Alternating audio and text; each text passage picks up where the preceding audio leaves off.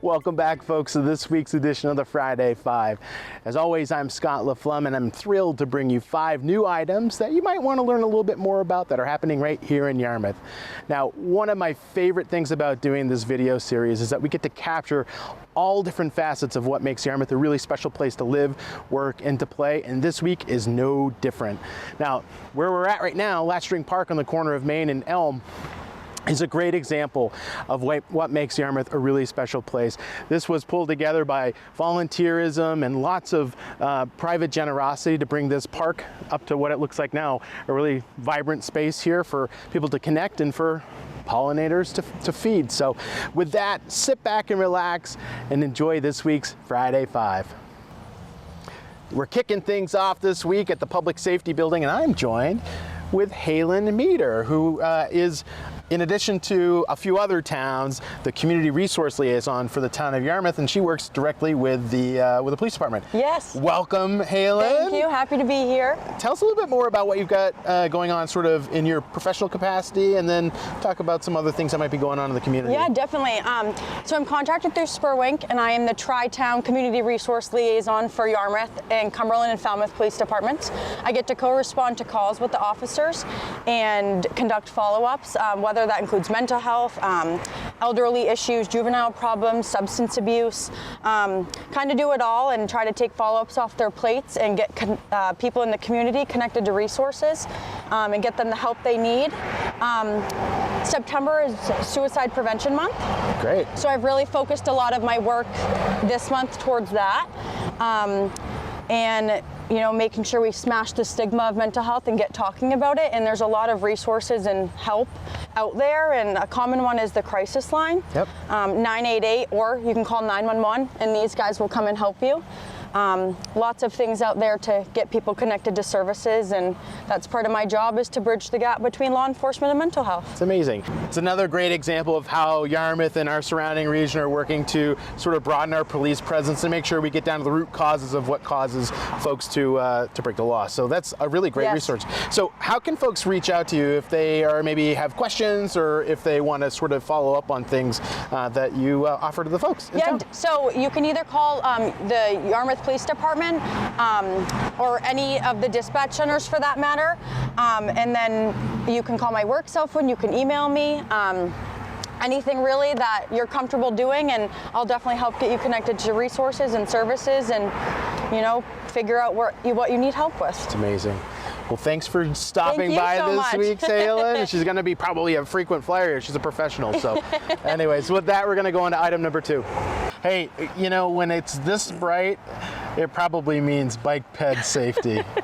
Julie, welcome back to the Friday Thanks, Scott. Five. Happy to be here. We've got a couple things coming up this weekend, some ongoing things happening in town. Julie's going to kind of share some more information about what's to come and maybe how to be safe. Yeah. So hi, everybody. Thank you all for your patience and cooperation as our amazing Department of Public Works crew, and big thanks to Parks Department for helping out as well. We went from 4 to 7 people installing them, so West Elm Street went a lot faster. So thank you to all of them for their hard work. Our speed tables are in. Next up are the enhanced crosswalks, but we're out here today for 2 purposes. One, to do a demonstration with my fellow friends on their bikes to show that they are traversable. You can go over them here at East Elm Street. You can go around it. At West Elm Street, definitely okay to go over it too, kids, adults. And then also a shout out to the Dempsey Challenge. Folks are going to be riding through here on Saturday. Probably just see 1 to 2 cyclists at a time, but give them a big cheer, and we wanted them to know you can indeed ride over this. So we're going to do a demonstration and give some tips for how to signal as a bicyclist that you're taking the lane, and as a driver, how just to be aware and be safe and respect everybody. You know, it's been a little while since we've done a small business spotlight. Thought it was time to change that up. We got a call from Keith here at Pine State Tackle. He's got some really cool things to show us. So come on, let's check it out.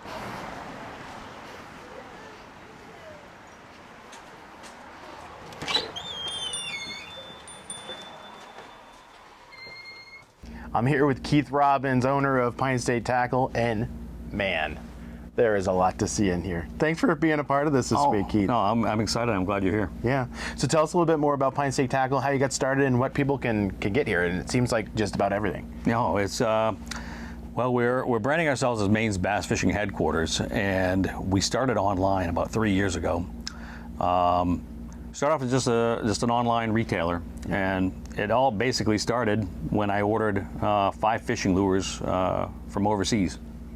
And those 5 fishing lures reignited my passion for the sport. And my favorite sport for fishing was bass fishing. And I'm like, that's really what I want to sell. I like the sport, and I like the fish, and bass it all just came together. That's amazing. So we started online and set up the website. We were selling at the mall on weekends, and we sold a lot. And then we set up at Christmas time in 2023, and it went nuts. We sold an absolute ton of stuff, and our online presence grew. The product selection that we offered grew, and we moved into name brands and big name brands, and then we started getting focused. And I didn't want to just sell stuff that you could find anywhere. Yeah. So I decided to focus just on the premium level brands in the bass fishing lines of tackle. So we started focusing on that, and I came across some difficulties in trying to find the distributors to be able to sell to me because I was online only. So we became a brick and mortar last October here, and we did a soft opening, and companies started opening their doors to us, and we started growing and filling the shop. And we were only in about half the shop here when we first opened last October. And in that period of time, we've had a really great response from the community, and it's been amazing. Yeah. We've grown. We've really honed in on the products that we want to carry. We really only carrying premium brands such as Mega Bass, 6 Sense, Guggen Squad, Jackal, Shimano, G-Crack. Where the brands that we carry, the brands that you really only see online. Yeah. So we're quickly becoming known for carrying those. Wow, you're the only shop I've ever seen carry this stuff, you know? So we are the only independent dealer of Megabass lures in Maine.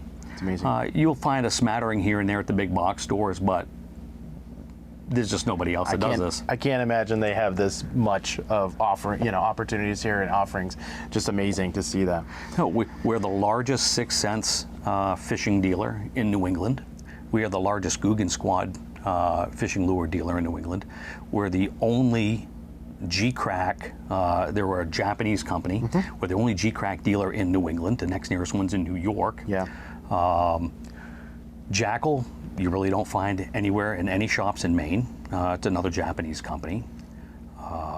We sell the premium levels. I mean, you have Megabass, and then you have everything else. Yeah. You know, so we welcome everybody to come in, check us out, and we'd love to have you stop by and let's talk some fishing. Yeah. No, that's always fun to do. Now, people have an opportunity to come and check this out on a little bit grander scale. You're going to be working with the Chamber of Commerce on a big ribbon cutting event coming up. We are. We're actually doing a grand opening celebration for our expanded shop on the 27th. Their ribbon cutting is going to be at 9:45 a.m. And the store opens at 10, and we are doing a giveaway of a Guggen fanny pack or a Neko sun mask to every purchase. And of course, it's one item per purchase per person until, as supplies last. That's amazing.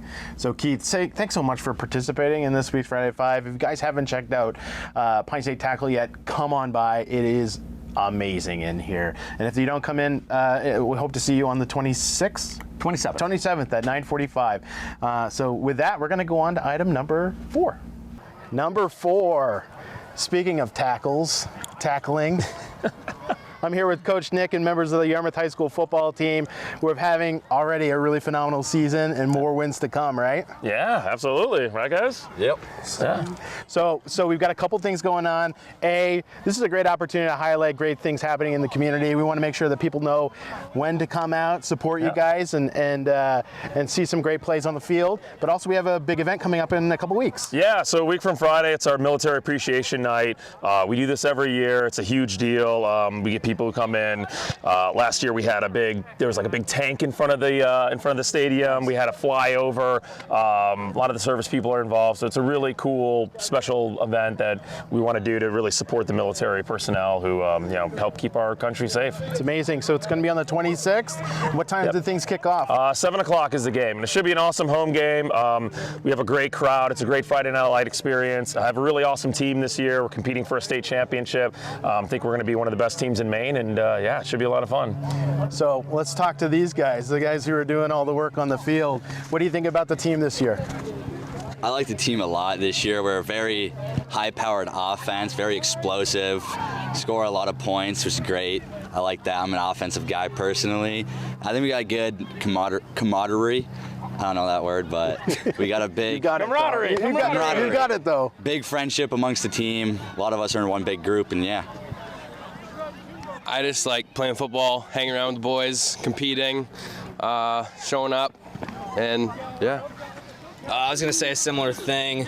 I'd say we have a really good brotherhood built up here. We're like a family playing football together. It's what we love to do. It's what we do every day. So. Well, thank you guys for letting us know a little bit more about this. Again, when's your next home game? Is it on the 26th? It is, yeah. But it's a really cool. We have like a really cool Friday Night Light experience. We've really done a lot to try to pick things up here just from a fan engagement standpoint. We have a huge Yarmouth tunnel that the team runs out of. We do some fun things at halftime for kids who can come out on the field and kick field goals and stuff like that. Raffles, there's music playing, the fans are going crazy. So really trying to make Yarmouth Friday Night Lights one of the premier Friday Night Lights in Maine. It's amazing. I can't wait to check it out. Keep an eye out for all the yard signs around town. Yep. We hope to see you on the 26th, and good luck, boys. Awesome. Thank you, Have a guys. good one. Appreciate it. On to the next item. We're back at the desk. That can only mean one thing. We're on to item number 5, your town council update for this week. Now, the town council held their voting meeting for the month of September yesterday.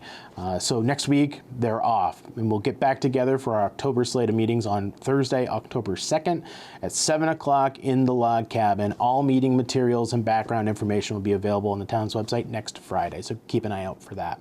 I also wanted to take this opportunity to thank Councillor Karen Orenstein and Councillor Zoe Wolf for pinch hitting for me last week. I was not in a good state to put on the Friday 5, so I really appreciate that. And they provided a ton of great information related to the upcoming bond question in November on the Royal River Pump Station. So that's just the tip of the iceberg. There'll be a lot more opportunities for learning about that project in the weeks ahead, so keep an eye out for the Friday 5s and other publications from the town.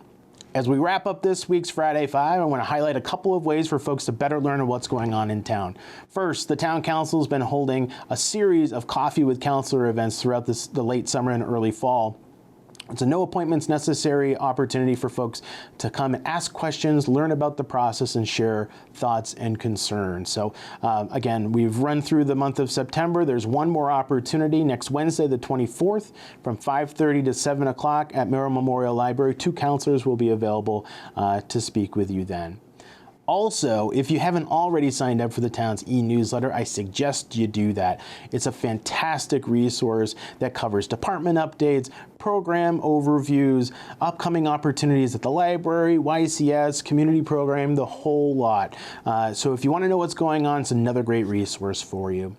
With that, we're going to wrap up this week's Friday 5. Thank you so much for viewing, and we can't wait to see what next week brings us. So again, have a great weekend, and we'll see you next Friday.